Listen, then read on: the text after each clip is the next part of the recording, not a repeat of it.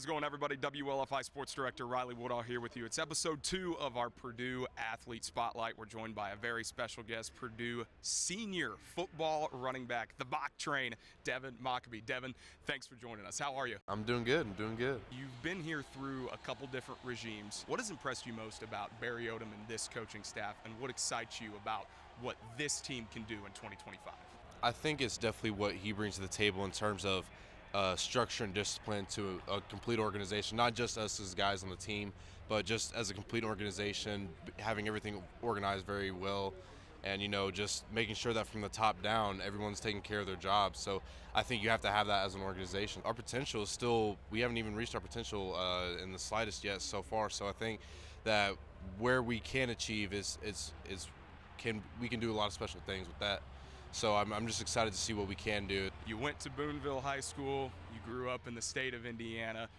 What was the moment, or what was the time when you realized, man, I really, really love the sport of football? Oh shoot, I knew I loved football before, like back in high school going through my sophomore through senior year. I've always loved football. I grew up.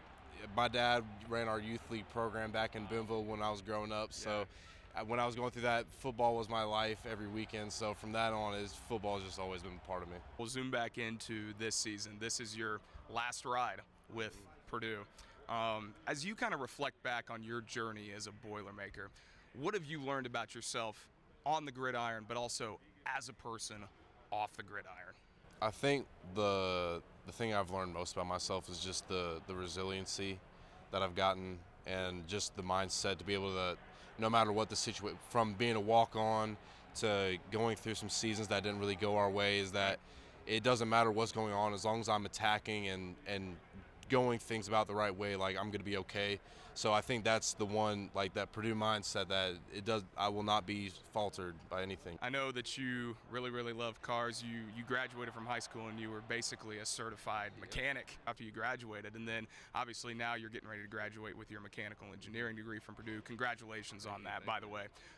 Where does that passion come from? How did you get into this career path? Yeah, I mean, I grew up, my family's always been drag racing ever since I was a little kid, so I've just always been around the Mustangs and the hot rods and stuff like that, and going to the drag strips. So, I just kind of grew up around that high octane life. So, it kind of, I didn't have any other choice but to go with it, So once I got that opportunity to go into the automotive program back in high school, it was kind of set in stone from there that I was going to be trying to do mechanical stuff, and it's just my passion. It's another hobby that I love to do. You said a few months ago, I love being here. I just love Purdue. It was my dream school. What makes this place so special? I came here my sophomore year of high school to a camp in the summer, and I just got to see all the facilities and everything that it had to offer, from a schooling aspect to athletics aspect. And I just thought, I was like, man, this is like exactly what I'm wanting from a school going into college. So from that point on, I always kind of knew that getting a Purdue engineering degree would put me ahead of a lot of other people in life and set me up for good. And then just being able to play Big Ten ball, it was best of both worlds for me.